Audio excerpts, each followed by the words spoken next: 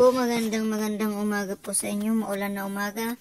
Ayan po, pasensya na po kayo kung hindi po kami nakapag-upload kasi gawa nga nung nagkasakit po ako. So, sa ngayon po, by the way, ito pong kambing namin ngayon is nagli-labor po ito. So, paikot-ikot na siya. Kaya yan po is medyo nahihirap-hirapan po talaga siyang medyo malaki talaga ang tiyan niya. Di lang namin alam kung ilan yan, maybe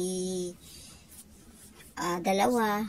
Kasi paikot-ikot siya, hirap na hirap siya mag-iri.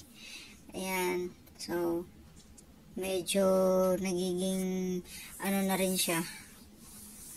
Yung parang nagiging nagger. So yan. So, ito po, salamat sa Diyos at nanganak na po ang aming kambing. Ang anak niya po ay triplets. Ayan po, ang unang pinanganak po dyan ay lalaki. Yung bunso po dyan yung maliit. Yun po yung, So, ayan, medyo natuto na silang mag-dede. So, ayan, dumedede na sila, marunong-runong na. Yung bunso ang mahilig magdidi dyan.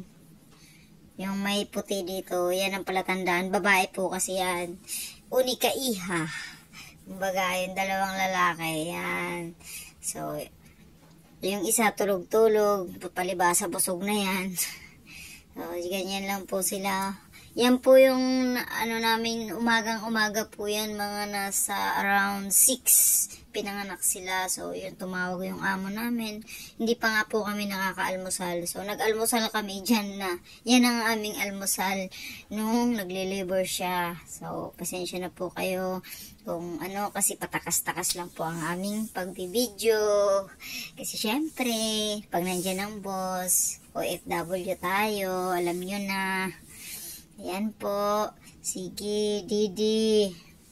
Yan po, tinuruan po namin yan magdidi kung paano sila. Yung unang ng dede, nung paggatas. Kasi yun daw po yung pinakamasustansya para sa kambing, pamparesistensya. Kaya yun.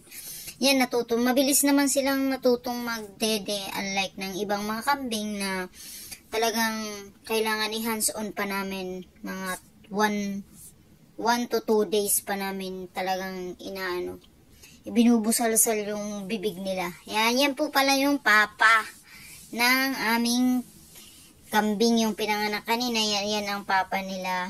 So, yan, medyo malaki. Kahawig naman ng mga anak